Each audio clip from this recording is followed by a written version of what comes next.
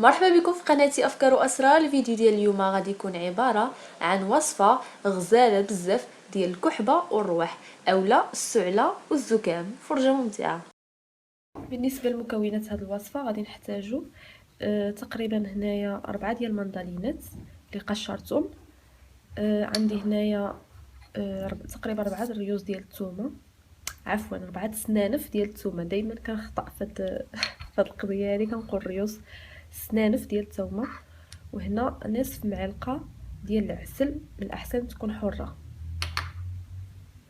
غادي ناخذ كاسرونه يعني نعملوا فيها المندالين والماء يغلى. غنعملوا مندالينه بهذا الشكل هذا.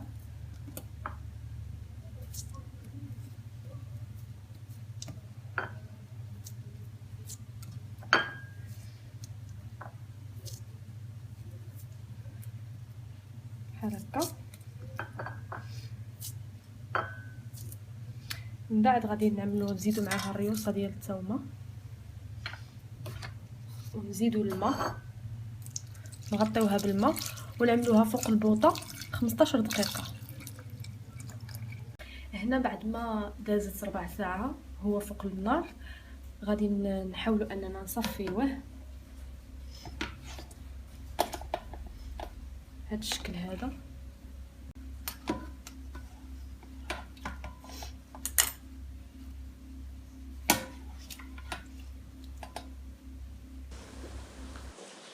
صافي هنايا بعد ما صفيناهم غادي نحاولوا اننا نبسطوهم بالفرشيطه بهذا الشكل هذا.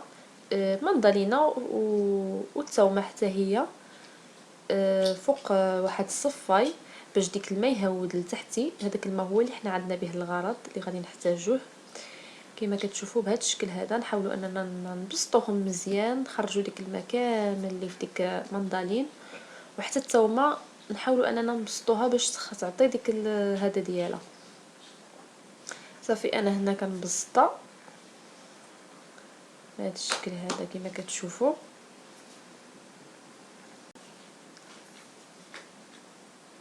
صافي هنايا بعد ما صفيناه مزيان اولا بسطناه مزيان، غنحصلوا على هاد المشروب هذا اولا السيرو ولا كل واحد كيفاش يبغى يسميه. غادي نضيفوا له هنايا نصف معلقه د العسل اولا معلقه صغيره، حتى هاد المعلقه هنا عندي كبيره. صافي غادي نخلط كلشي مزيان. ملي غادي نسجموا العناصر نحاول انني نديرو نخليه يبرد، نديرو في شي قريعه ونسد عليه ونستعملوه من الليل منين يجي النعاس تقريبا لمده ديال 3 ايام وبالشفاء ان شاء الله. وكما العاده اذا عجبكم الفيديو عملوا لي لايك اولا جيم، عملوا اشتراك القناه باش يوصلكم الجديد ديالي. اي اقتراح او تساؤل خليوه لي اسفل الفيديو. نشوفكم في الفيديو المجي ان شاء الله. باي باي.